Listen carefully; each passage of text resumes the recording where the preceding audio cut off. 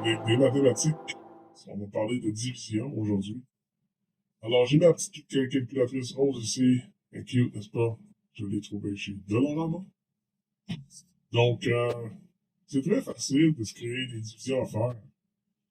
Tout ce que tu as à faire, c'est prendre un nombre de 0 à 9, comme par exemple 8. Et là, tu le multiplies par un nombre, disons, à 3 chiffres, comme par exemple 326. La réponse est 2608. Alors, la division va être 2608 divisé par 8. C'est le contraire de la multiplication, n'est-ce pas? Alors, c'est ce qu'on va faire. 2608 divisé par 8. Là, on va y aller avec une méthode que je vais appeler la nouvelle traditionnelle. On va se faire une autre division ici, juste à côté, dans pas long. Alors, la nouvelle traditionnelle, la première étape, c'est simplement de se faire un 7, sauf que ta barre du 7 doit être vraiment droite parce que tu vas t'en servir pour aligner tes chiffres. Et ici au centre, tu vas mettre ton quotient, 2608, et ici tu vas mettre ton diviseur. Autrement dit, là tu mets ton gros nombre, puis ici tu mets ton chiffre.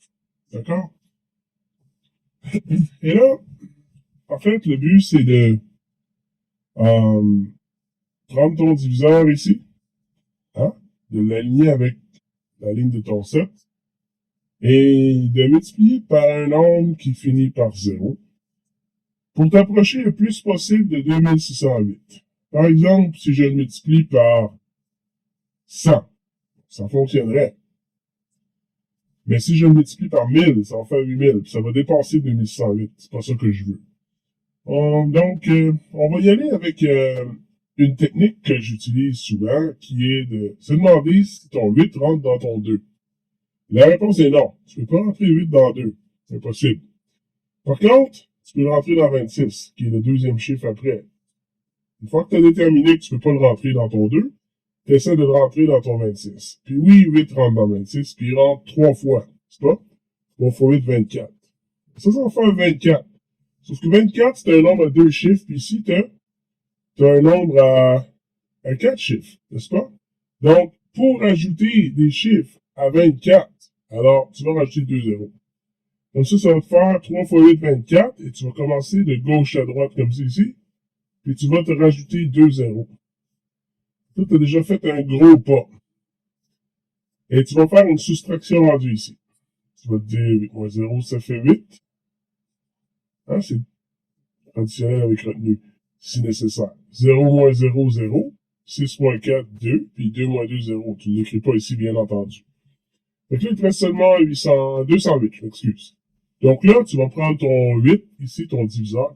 Tu vas le répéter vis-à-vis la réponse de ta soustraction ici, juste pour rester organisé. Hein. Là, tu vas recommencer le processus. Tu vas te demander si 8 rentre dans 2, la réponse est non. Est-ce que 8 rentre dans 20, la réponse est oui, puis il rentre 2 fois. Tu vas écrire 2 là. Sauf que là, c'est un nombre à 3 chiffres, puis 16 que tu vas avoir ici en faisant 8 fois 2, 16, c'est un nombre à 2 chiffres. Tu veux un nombre à 3 chiffres. Alors, tu vas te rajouter un 0 pour faire un nombre à 3 chiffres. Ça va faire 8 fois 20, ça fait 160, n'est-ce pas? Tu fais ta soustraction, 8 moins 0, ça fait 8. 0 moins 6, c'est impossible. Tu prends ton 2 qui devient 1, ça t'ajoute une dizaine à ton 0 ici, ça t'ajoute un 1, ça fait 10 moins 6, 4. Il reste 48, n'est-ce pas? On continue, on n'a pas fini. Alors, on recommence avec notre diviseur ici, puis là, on se demande par quoi multiplier par 8 pour arriver à 4. Non, 8 rentre pas dans 4, c'est impossible. Mais 8 rentre dans 48. Là, cette fois-ci, c'est ta table de multiplication directe. Ça rentre 6 fois. 6 fois 8, 48. Alors là, tu vas l'inscrire ici, tu vas te faire ta soustraction, et il te reste 0. Donc, ce que ça veut dire, c'est que c'est terminé. Et ta réponse, elle est ici. 326, c'est ça la réponse. OK? Tu l'encercles ici comme ça. C'est bon. Fait que là, on va s'en faire un deuxième, juste pour être certain qu'on comprend bien. comme je l'expliquais, tu prends un chiffre de 0 à 9. Typiquement, c'est ce qu'on va te demander en 4e année en Ontario, du moins. Comme 5, par exemple, tu vas le multiplier cette fois-ci par, je sais pas moi, 249.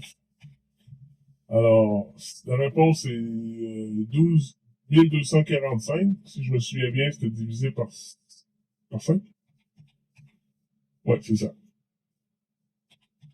Alors, c'est 1245 divisé par 5. J'écris ici. 1245 divisé par 5.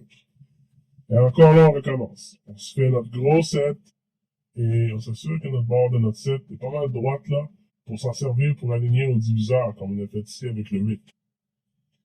On met notre gros nombre ici. On l'appelle aussi le quotient, 1245. Et on met notre petit nombre qu'on appelle le diviseur juste là. Et on commence. On prend notre diviseur et on se demande si on peut le rentrer dans 12. Est-ce qu'on peut rentrer 5? Non, on s'en va trop vite. Est-ce qu'on peut rentrer 5 dans 1? La réponse est non. Alors, on passe au deuxième chiffre. Est-ce qu'on peut rentrer 5 dans 12? Et la réponse est oui. On peut le rentrer 2 fois. 5 fois 2, 10. Et là, on veut un nombre à 4 chiffres, alors on rajoute 2 zéros. Et 5 fois 200, ça va faire 1000. Comme ça ici, on fait une soustraction. 5 moins 0, ça fait 5. 4 moins 0, ça fait 4. 2 moins 0, ça fait 2. La réponse est 245. Et on continue. On répète notre diviseur ici, comme on a fait ici, là, n'est-ce pas? 5 fois quelque chose. Est-ce que ce 5 rentre dans 2? La réponse est non. Est-ce que ça rentre dans 24? La réponse est oui. Combien de fois ça rentre dans 24? Ça rentre dans 24 4 fois. 5 fois, ça va faire 25, mais 4 fois, ça va faire 20. Et puisqu'on veut un nombre à 3 chiffres, on rajoute un 0. 5 fois 40, ça fait 4 fois 5, 20. On ajoute un 0 à ça, ça fait 200. OK, on fait notre soustraction. 5 moins 0,5, 4 moins 0,4. Il nous reste 45. Alors là, on répète notre diviseur, puis on multiplie par quoi pour avoir 45? C'est une table de multiplication directe. Donc c'est 5 fois 9. 5 fois 9, c'est 45. Et on fait une soustraction, ça fait 0. Et la réponse est ici. On l'enseigne 249. Alors voilà les amis, j'espère que ça va t'aider à mieux comprendre comment on fait des divisions avec la méthode que j'appelle traditionnelle. En fait, c'est pas traditionnel, c'est la nouvelle traditionnelle. Comme on l'appelle communément à l'école. Donc, j'espère que ça t'aide. Là-dessus, je te dis à la prochaine pour une autre vidéo.